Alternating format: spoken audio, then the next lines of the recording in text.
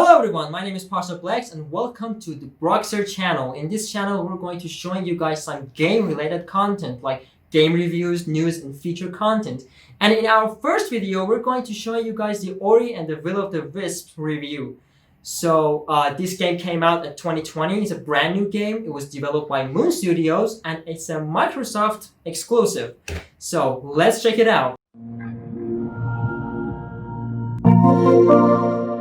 Ori and the Will of the Wisps is much bigger and more complex than the 5-year-old Ori and the Blind Forest, and perhaps as a result, it's a messier blend of combat, exploration, and platforming. Amazing fun at times and gorgeous all over, but sloppy. For instance, the new autosave system works fine most of the time, except sometimes when it doesn't save where I expect it to, and I'm sent back to a frustrating distance. I wound up picking at the corner of the screen after every tricky bit of platforming to make sure the little rotating save icon appeared. And in a couple of spots, it respawned me in places that were impossible to escape.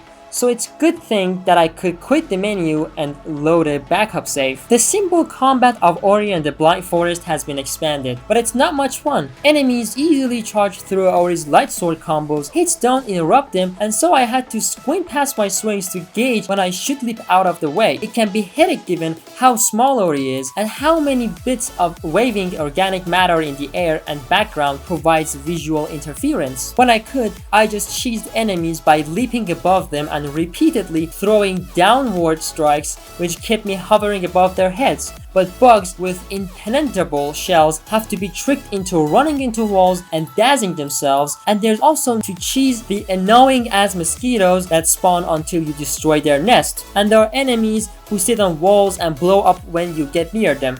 And it's not as if the explosions propel you away from the wall or anything, they're just there to be annoying. I beat Will of the Wisps on the normal difficulty mode, which is the way it's meant to be played according to the menu.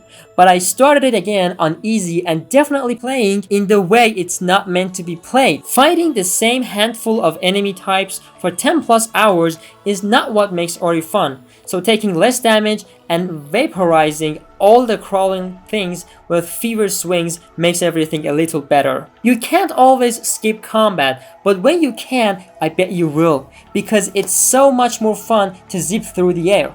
The basic jumping, double jumping, and dashing is precise and satisfying, just like it was in Ori and the Blind Forest, and the abilities that made the game so fun are back. You can launch glowing energy rope at hooks and sling yourself into the air, chaining grapples like Spider-Man, and there are plenty of places to stop and rest, but you rarely have to give up any speed if you don't want to. With 10 unique areas, there are a ton of special movement abilities and puzzle types, some more successful than others. Diving into sand pits and bouncing around like a pinball before shooting back out like a dune worm is brilliant.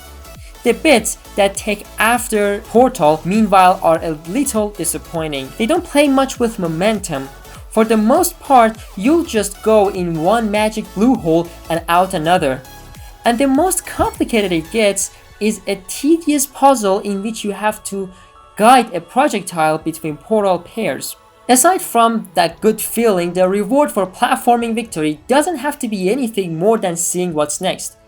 I wish I could pluck some landscapes out Will of the Wisps and frame them. From the swamps to the mountains and the obligatory water level, they're all stunning, full of light and air and life. The characters and their stories kept me going as well.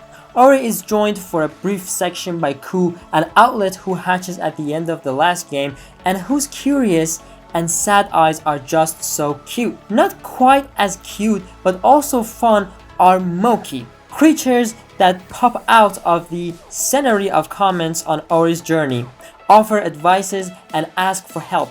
Moki and other characters congregate in a growing village as Ori restores the forest, and little side quests can be done to help them out. I found growing their little town and taking on their little tasks, like acquiring a hat for one and some soup for another, to be genuinely motivating. It also relaxes the pace a little, which helps counterbalance the frustrating bits. The broader plot is standard forest spirit mysticism, stuff like restore the light, restore the balance, and there's another nasty but sympathetic old villain. The end may induce sniffling, but its success will depend on whether or not the boss fight and escape sequences have put you in a sour mood by the time you get to it. The move or die escape scenes in which you have to jump, dash, float, and grapple through collapsing structures while making zero mistakes, there are no checkpoints, are seriously annoying in places. There's a visually confusing section near the end of one, and I had to replay the whole sequence several times to figure it out, letting myself die so that I could try to observe what I was meant to do. It's satisfying to clear these challenges, but in the same way, it would be satisfying to stop punching yourself. And there are also multi-stage boss fights too, the kind with a big life bar that you have to chip away at, and they can also be frustrating. The escape sequences at least rely on the unbroken painting of forward motion that makes Ori feel great, whereas the fights have you leaping around in closed spaces trying to get sword racks and ranged attacks in when you can. Take the whole thing at a relaxed pace, though you'll collect lots of spirit money with which to upgrade Ori's abilities, reducing incoming damage and increasing outgoing damage.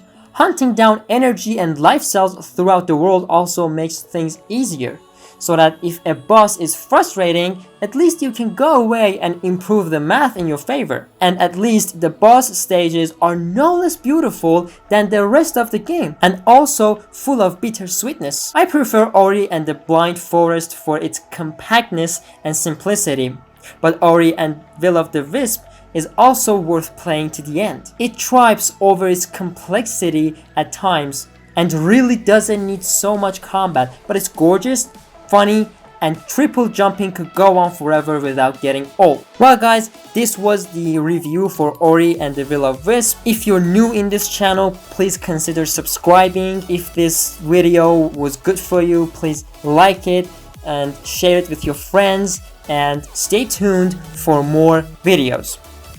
Thank you so much for watching today's video. If you're new to this channel, please consider subscribing and turn on the notification bell. And if you enjoyed the video, please smash the like button and tell me your thoughts on comments. I see you next time in the next video. Peace.